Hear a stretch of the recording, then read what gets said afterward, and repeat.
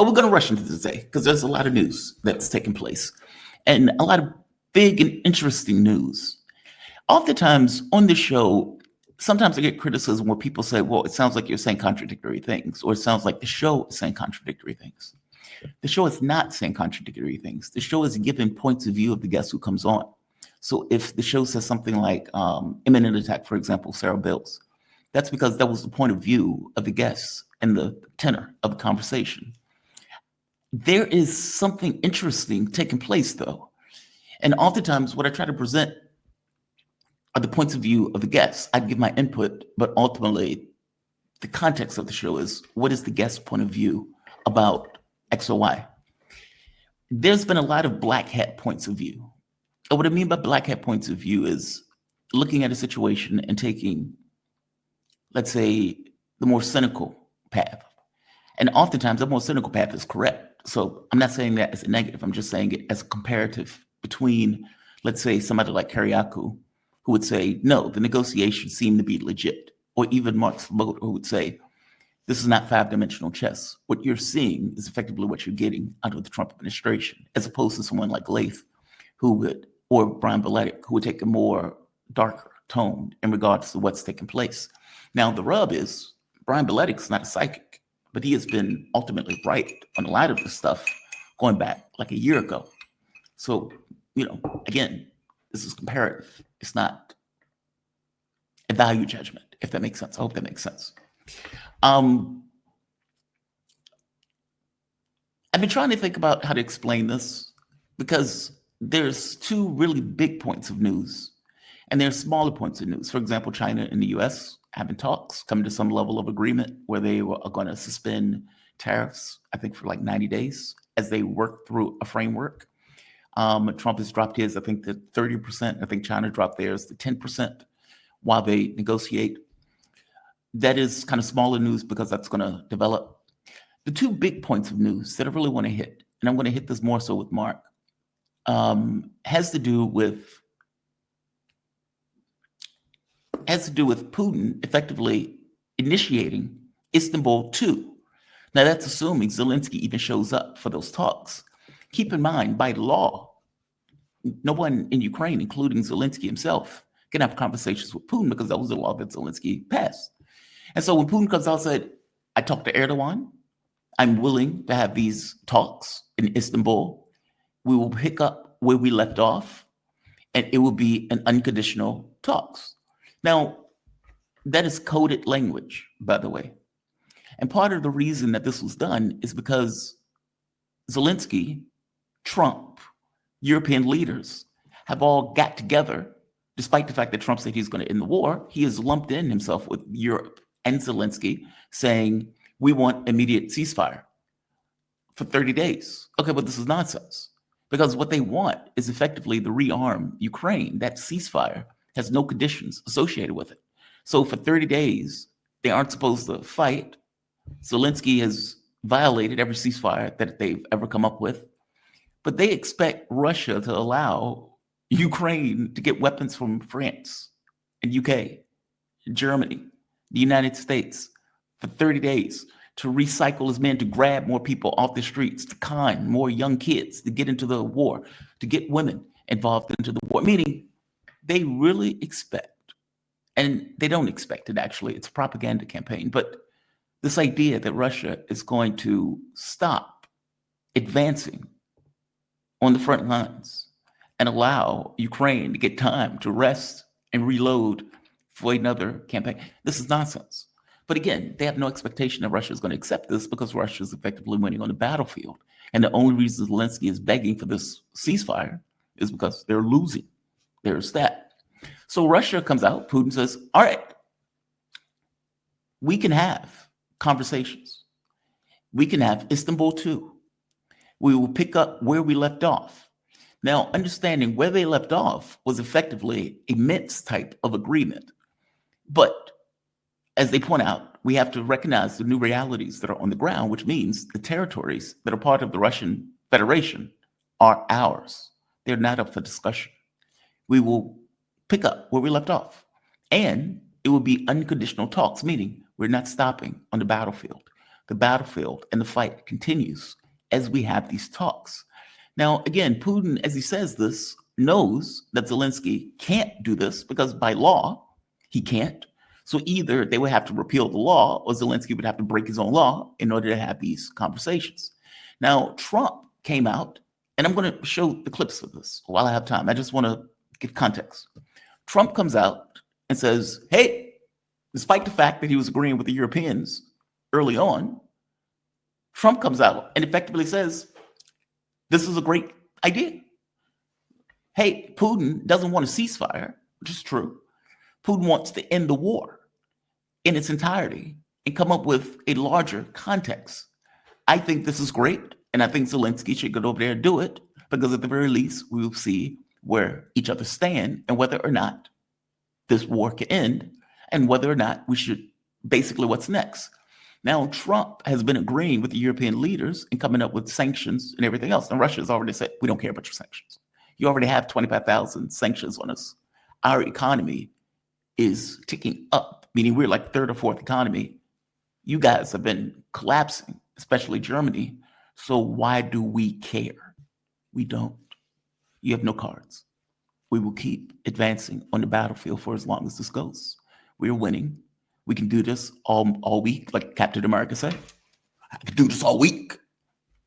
And so this is where we stand. Now, we're willing to have these Istanbul II agreements. We're willing to have these talks without any preconditions. Are you willing to do it? Trump says yes. European leaders, meh, they don't like it. Keep in mind, it was America and Europe that got Zelensky to break the Istanbul agreements the first time around. Ukraine was agreeing, meaning they were coming to some level of agreement. It was the UK, Boris Johnson, parachuting in, saying, don't do it. You're not going to get security guarantees from us. And not only are you not going to get security guarantees from us, you effectively, if you do this, are on your own. So we will give you all the money. We will use all the economic leverage that we have at our disposal. We will give you all the weapons that you want. We'll be with you for as long as it takes. You're going to beat the Russians strategically on the battlefield. We're going to destroy them economically. It's going to be fantastic. We just need you to throw your people out there and keep fighting. And Zelensky broke off negotiations and did exactly what they asked him to do. And fast forward 800,000 dead Ukrainians later. That's where we are. Maybe 100, 200,000 dead Russians, but 800,000 dead Ukrainians later, with Ukraine losing more and more territory. Every syllable out of my mouth is more territory that they lose. And so that is the reason, that is the context to why Zelensky is begging breathlessly for a truce for 30 days. Also, from the Russian point of view, all of this is nonsense. We're winning. We're going to keep going. All right. So Zelensky says, I will do that. I will do that. And just one more point before I get to that. Putin was never against a ceasefire. Russia was never against negotiations. Their door was open the entire time. Zelensky is the one that passed the law that says there are no talks. And of course, he was the one, especially with Joe Biden backing him, we're with you for as long as it takes. Russia's trying to take over all of Europe. Putin is a madman, blah, blah, blah, blah, blah. So there was no context in the West to even have talks, let alone have it Istanbul 2.0 with Donald Trump. And Donald Trump is like, I want to end the war. It makes me look bad that this war keeps going. I said it was going to be over in 24 hours. So Trump is all for it. Europe less so, because Europe wants to keep the war going. They don't care that Ukrainians are dying, because it's not Europeans that are dying. It's Ukrainians that are dying. It's a difference in their mind. They want to stick to the Russians. And if they need to do so until the last dead Ukrainian, they are willing to do that. Trump has a campaign promise that he wants to fulfill. And so from his point of view, yeah, go talk. Zelensky came out and said, I'll do it. Sorry. Russia was not against a ceasefire. They were against an unconditional ceasefire, meaning I'm not going to allow you to reload and get your people rested, get additional weapons and all this other stuff. This is nonsense. Why would we do that? So I just want to make it clear. It's not that they were against a ceasefire, but they had conditions on your ceasefire that were just rational. Fair enough. You don't share intelligence. You don't send weapons. You don't allow them to call up more troops and more people. Meaning, if you indeed want a ceasefire, then it has to be a ceasefire. It can't be this thing that you allow them to effectively rearm for another go at you. All right. For the Istanbul talks, like I said, the military campaign keeps going. So Zelensky said, I'm for the talks, providing there's a ceasefire. So what does that mean? It means you're not for the talks. The entire point of the talks were unconditional. And if you're putting a condition on the talks that your people stop getting killed, then the military campaign continues. It's just that. You are making a condition that prevents the talks from taking place. It's that. This is where we are. So Erdogan has been open to it. Erdogan says, this is great. I'm all for it. Let's have the Istanbul agreements. I look good because I'm Erdogan. I look like a statesman. All for it. Zelensky, however, is not. Zelensky is not. Now, maybe Trump pushes him to say, hey, cut that shit out. Go talk. Maybe. But at this point, he's putting conditions on any conversations that he has in Istanbul, despite the fact that he's saying, I'll be in Istanbul waiting for you, providing you stop the military campaign, which is not going to happen. So Russia and Ukraine and Europe, for the most part, are putting out propaganda exercises. Both of them are trying to control the narrative. Europe wants to come across as if, hey, we're open for peace, ignoring the fact that it's not really peace. We're not really for peace. We just want to help them rearm. Russia's coming out, hey, we're for peace also. Let's have our talks. And let them be direct talks. None of this US nonsense. Us, me and you, or our teams having a conversation in Istanbul to end it, not a ceasefire, to end it, to deal with the overarching issues. Now, the rub here is Zelensky is a proxy. He is not his own man. And because he's not his own man, any talks that you're effectively having with Zelensky are talks you're having with the United States and Europe. And so I would imagine Putin knows that. And as I pointed out, Putin also knows that Zelensky, by law, can't really do it. So I have no idea what's going to happen in Istanbul.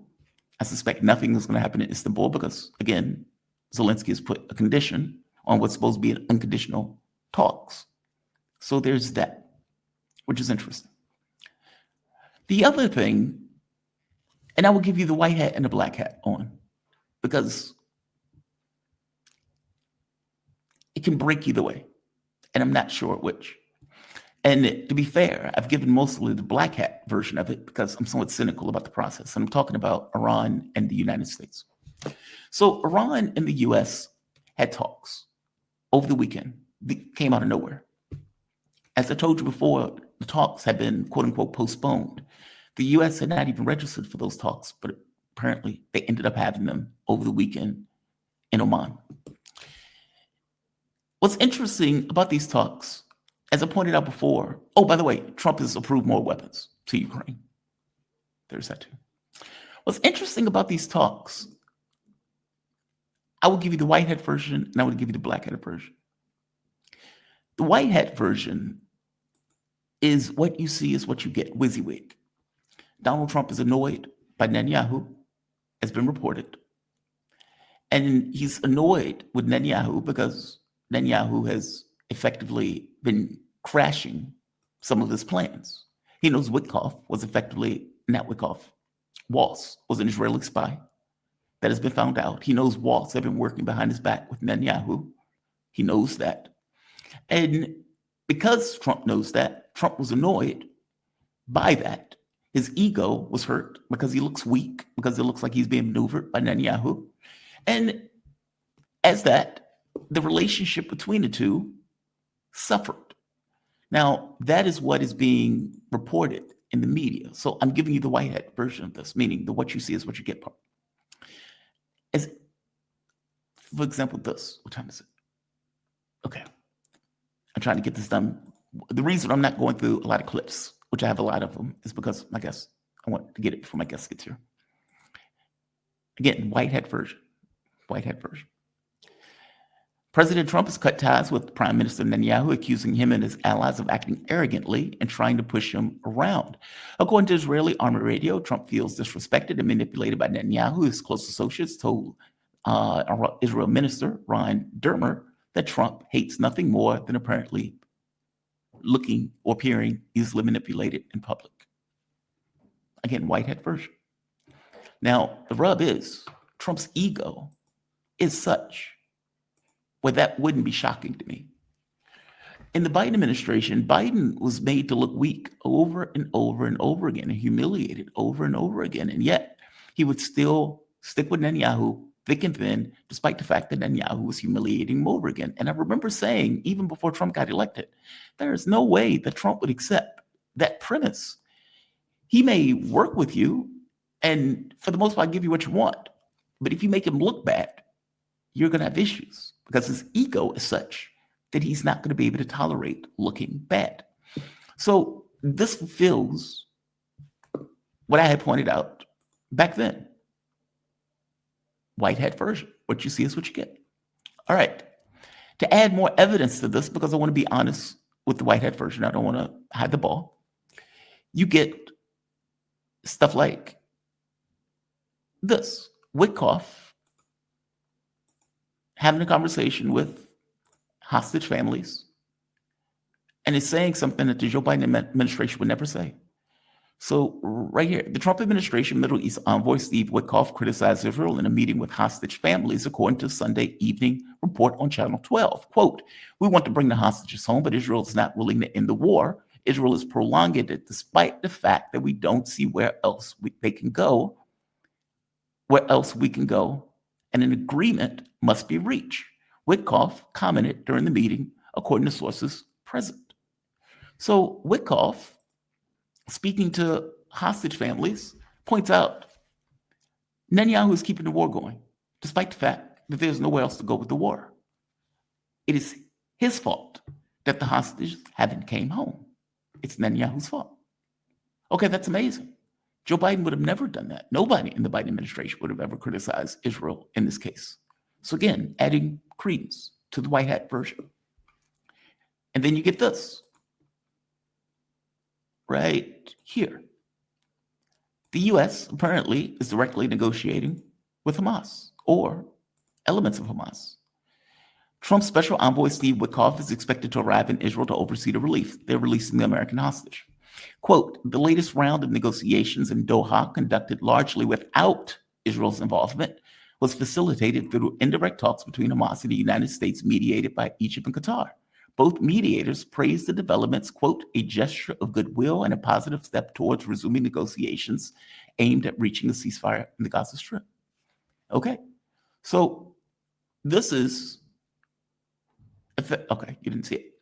This is effectively saying the U.S. went around Israel to have indirect talks with Hamas in order to get the hostage release, and I would imagine come up with some kind of larger deal in the Gaza Strip. Now, under this model, Israel is being sidelined because Trump has defined Israel as being a hedge and a problem to getting anything accomplished regarding negotiations, including Wickoff openly blaming Netanyahu's government for keeping the war going, despite the fact that there's nowhere else to go with the war. That's amazing. Keep going. That adds context to this, which apparently caught Israel by surprise. Surrogates. Now, this has to do with Ansar Allah. If you remember, Donald Trump was bombing the hell out of Yemen, and then out of the blue made a deal with Ansar Allah saying, if you don't bomb our ships, we won't bomb your ships. We're out. This apparently caught Israel by surprise. And when Trump was asked about, hey, they're still going to do the bombing, what do you have to say about that? The Houthis are backing down. We're seeing conflicting reports that they plan on continuing to attack Israel in support of Gaza. Does that change the equation? No, I don't know about that, frankly, but I know one thing: they want nothing to do with us, and they've let that be known through all of their surrogates. All right. So this apparently caught Israel by surprise. Like, whoa, they're still attacking us. And you calling it a day? Yes, we're calling it a day. We're out. We're out. They're not hitting us. We're done. We're done. All right. And there's more. You get this also coming out.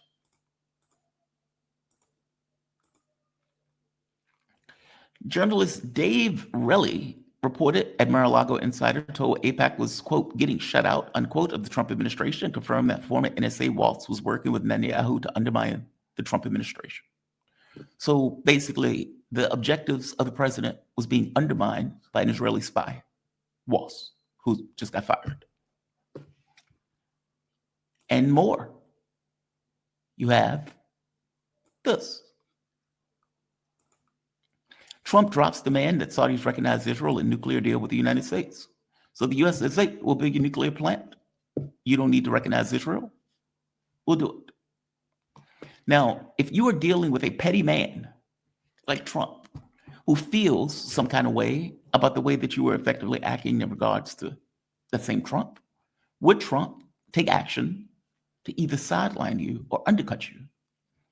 Now, I present all of this because I'm trying to present the white hat version, the what you see is what you get version, the version where they're not playing five-dimensional chess. Trump is just being Trump, a petty man who feels some kind of way about being maneuvered and undermined by Netanyahu and Israeli government. This has nothing to do with feeling some kind of way about the Palestinians being killed. This has to do with Trump's ego. Is his ego enough to do this? Where it's clear what you see, that there's not a hidden hand behind it. Trump feels some kind of way about looking bad in this regard. Now, the white hat version will say Trump is not smart enough to play five-dimensional chess, that this is his administration feeling like they were being subverted by the Israeli government and him taking action to get around and sideline that same Israeli government for doing so. Now, the question becomes, well, what about Iran, right? Because the demands for Iran changed. Initially, when Wickoff went and had their conversations with Iran, they seemed to be on the same page, especially from 1 and 2 rounds. When Wickoff came back and started to explain what was taking place, saying, hey, we're going to make sure they don't get nuclear weapons.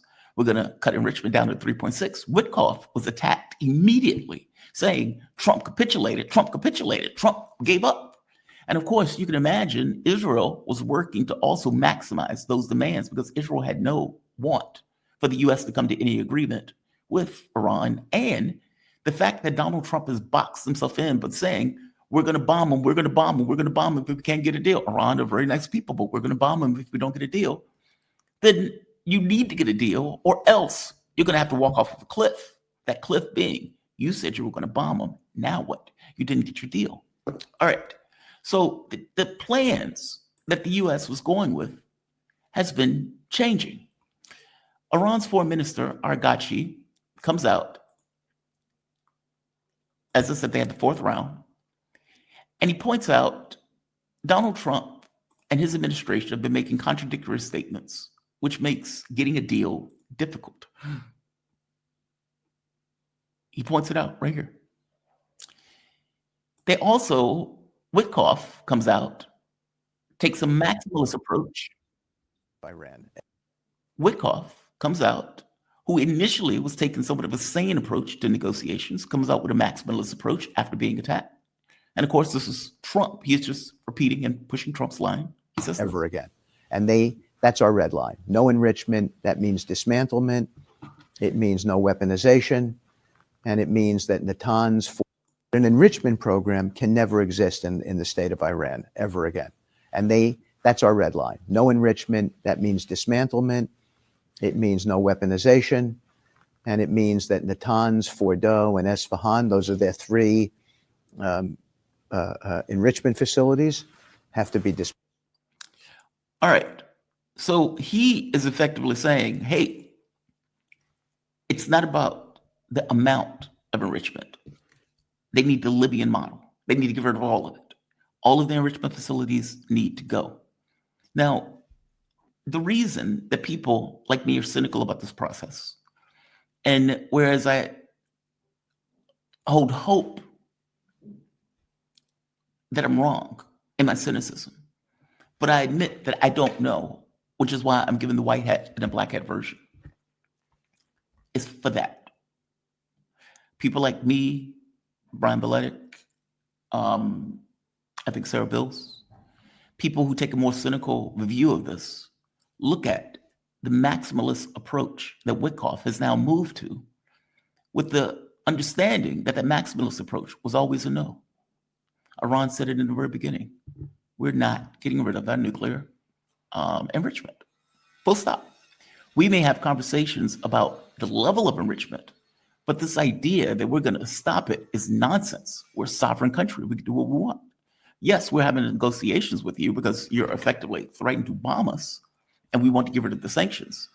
But the idea that we're going to get rid of our enrichment, we have every right to have nuclear power, like every other country has every right to have nuclear power. The answer is no. And don't take my word for it. Argacci, foreign minister, says it himself. He pointed out,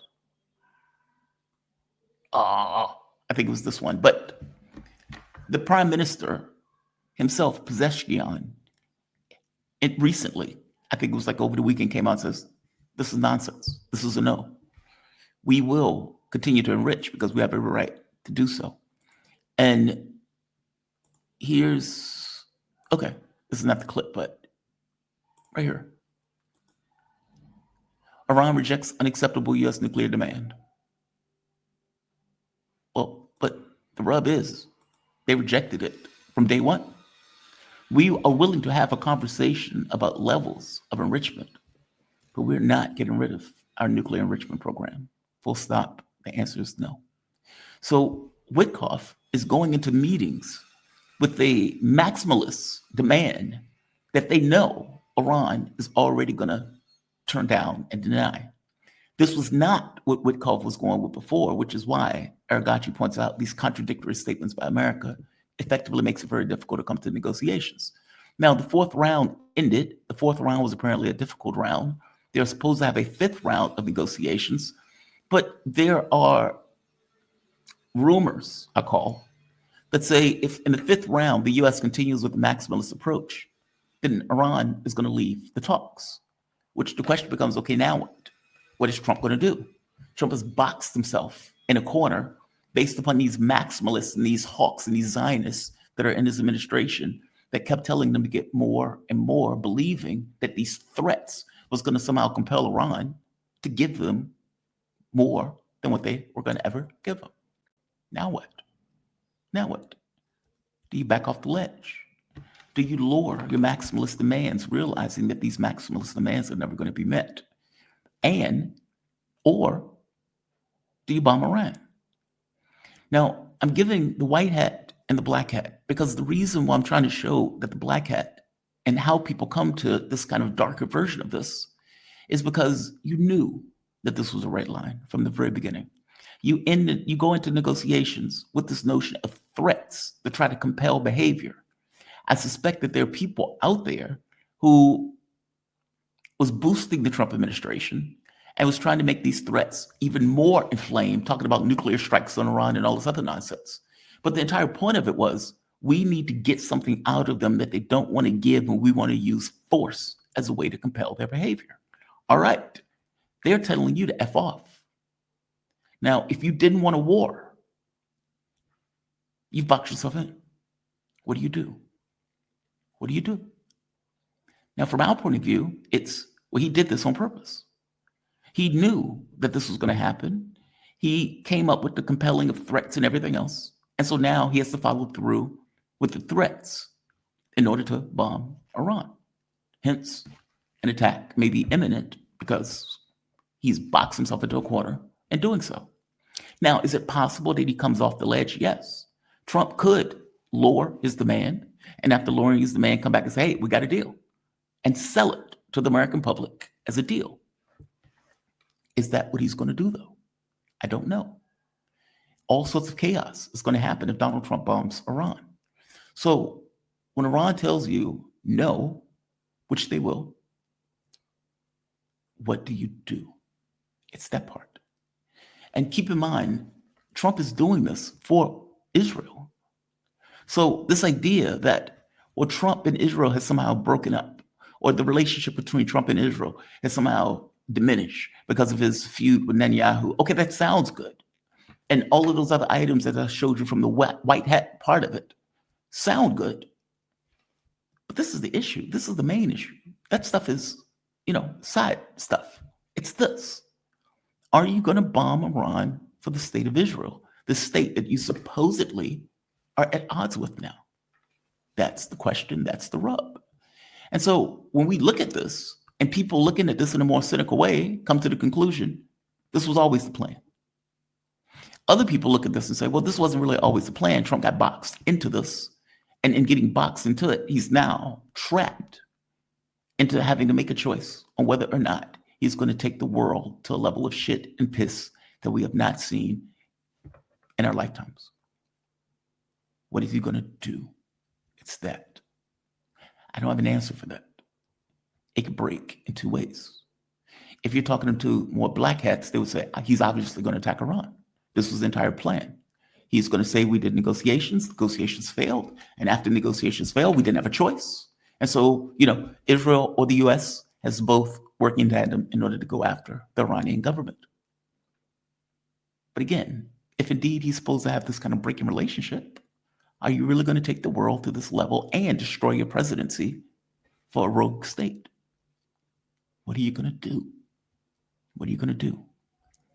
Now, as I told you, I was always cynical of these negotiations. I was cynical because, for one, Trump has been completely obsequious to Israel. Two, regardless of what president was in office, U.S. has had a foreign policy that has gone in a very specific direction, whether it was Obama, whether it was Bush, whether it was Joe Biden. All of these people, for the most part, had a foreign policy that went in a very specific direction. We're going to destroy one country in the Middle East after the next, and that's what they did. Iraq, Afghanistan, Libya, Syria, Sudan is a basket case, and now you have Iran, last man standing. You have a huge number of neocons, huge number of Zionists. You have agitation coming from the Israeli lobby. You have all of these people that want a war. And you have one man who supposedly got in office saying, I'm going to end wars, not start them. So the catch becomes, what does that peace candidate who supposedly wants to end wars, not start them, what does he do now that he's allowed himself to be boxed into a position, believing that him being a bully would get what he wants, and then he doesn't get what he wants? Now what? Now what? I gave you the white hat version because I wanted to be honest about the white hat version and give you why they look at that in the way they look at it, saying, what you see is what you get. Trump is not playing five-dimensional chess. He's not smart enough to do it. Here is evidence that he has some issue with the Netanyahu government. By the same token, on this side, okay, well, if you end up bombing Iran, you're doing effectively Israel's bidding. You're not doing it for us because we're not under threat. So if you're indeed at odds with Israel because you feel like you're being maneuvered, okay, well, you got maneuvered into this also if indeed you were the peace candidate and if indeed you didn't necessarily want a war. So do you go through with it knowing that you got maneuvered on this other stuff and knowing you already look bad because you had a spy and you miss and you were doing the bidding of the Israeli government? What do? It's up to you to believe one way or the other. I told you I didn't have a full-throated point of view on this because I didn't necessarily know.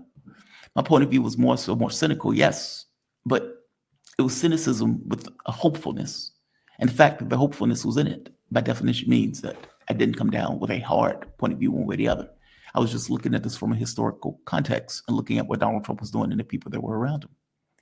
Right now, though, Trump has to make a choice. Can't sit on the fence. Either you bomb him or you back off.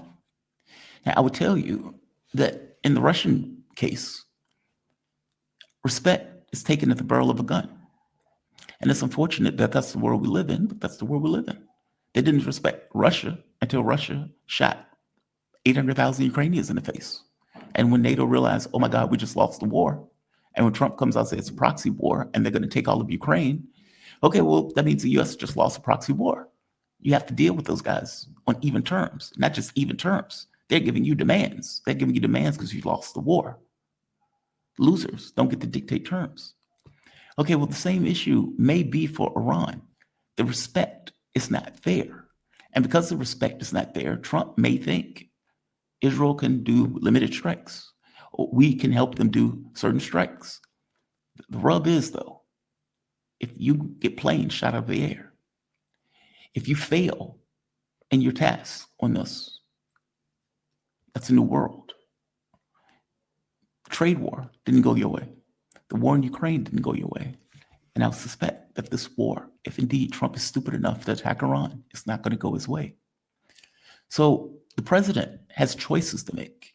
Those choices are going to have epic consequences if he indeed goes through with it. If he backs down from it, even that has consequences, with people calling him weak, saying he capitulated, or whatever. Trump is going to have to find some face-saving mechanism if indeed he wants to step back from the cliff. That face-saving mechanism is lowering your demands, accepting something on even terms. Basically, get rid of the sanctions, you can keep your enrichment, blah, blah, blah, and you go across the U.S. saying, hey, I got a deal. I said I was going to get a deal with Iran. I got a deal. It's a better deal. And you lie through your teeth like you typically do under normal circumstances about pretty much anything else. That is his way out. Will he take that way out? That is the question that we're stuck with. I don't have an answer for that question. If you want to white hat it, you could say some of the missile or the bombers got pulled back from Diego Garcia. And because the bombers got pulled back from Diego Garcia, it's signaling that a strike from the U.S. point of view is not going to occur. That may be true. There was a huge number of armaments, though, that were at Diego Garcia. Just because a few were pulled back, that may not mean anything. We're stuck with a question that the president of the U.S. is going to have to answer. I don't have an answer for it. Black hats will say he's obviously going to attack Iran. White hats will say Donald Trump may not want to do this, in which case Donald Trump may find a way out of this. This is a fork in the road, and we will see which way it goes. Either way, it's fascinating. Either way, it's fascinating. All right. I want to bring in my guest. That's long enough for an explanation of what is taking